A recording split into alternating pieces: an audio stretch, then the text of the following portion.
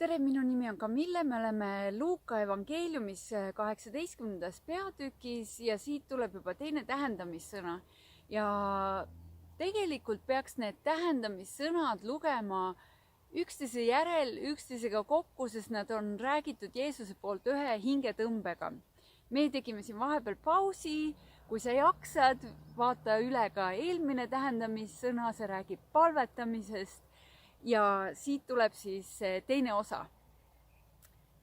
Mõnedele, kes ennast õigeks pidasid, kui teisi miskiks ei pannud, rääkis Jeesus järgmise mõistujutu. 2 meest läksid üles templisse palvetama. Üks oli variser ja teine maksukoguja. Variser seisis ja palvetas endamisi.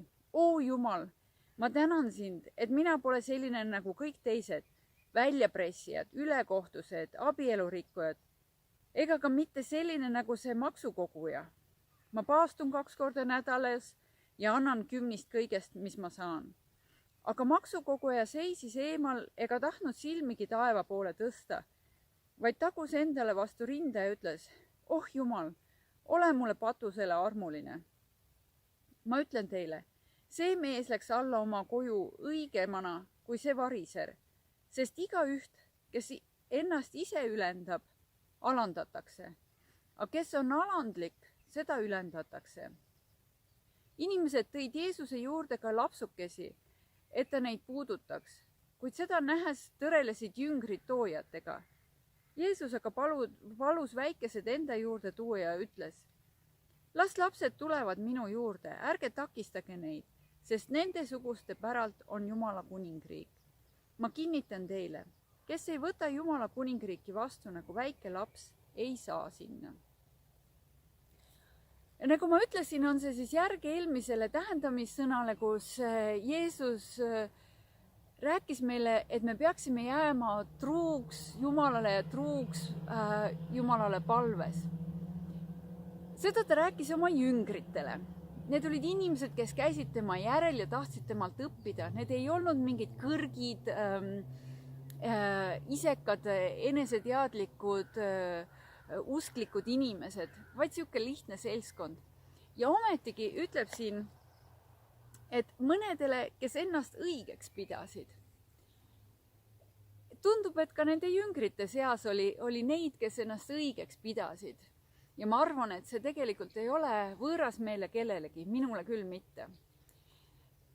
Ja Jeesus toob siis sellise näite või sellise tähendamissõna räägib ja ütleb, et oli siis üks variser, kes oli sihuke võimukas usumees inimeste silmis ja teine oli siis maksukoguja, kes oli ka sihuke, tal oli oma võim, aga temal oli siis rahaasjade üle võim inimeste silmis. Ja kumbki neist ilmselt ei olnud sihuke, nagu meie tänapäeval peame alandlikku inimest, et kuidagi siukene riietub halli ja ei paista silma. Ma arvan, et nad mõlemad olid ühiskonnas väljapaistvad, ühed siis nii-öelda positiivses, inimeste silmis positiivses võtmes ja maksukogujad siis negatiivses. Ja nüüd Jeesus ütlebki, et üks nendest läks sealt palvetamast ära Jumala silmis õigemana kui teine.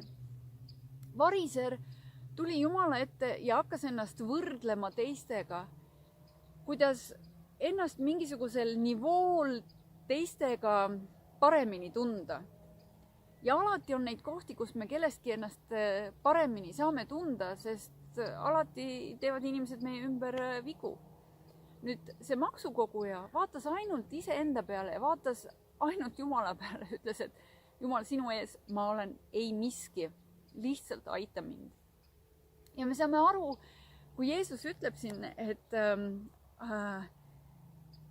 kes ennast ise ülendab, alandatakse, aga kes on alandlik, seda ülendatakse. Et see alandlik ei ole siis mitte mingisugune inimeste silmis alandlik või sihuke, nagu öeldakse, et nagu uksematt, et kõik võivad ülemust kõndida, vaid see on suhtumise küsimus.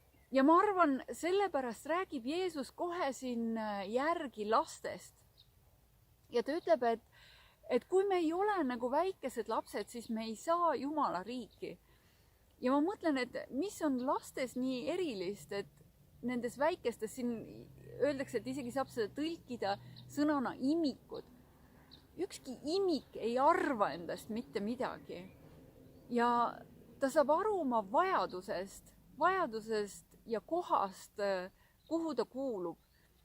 Ja ma arvan, et see on see suhtumine, mida Jeesus meile õpetab, et me ei hakkaks ennast võrdlema kellegiga ja tunneks siis ennast selles võrdluspildis kuidagi hästi, vaid me vaataksime Jumala otsa ja saaksime aru, kes meie oleme selles suures pildis, kui väikesed me oleme ja kuidas me vajame Jumalat.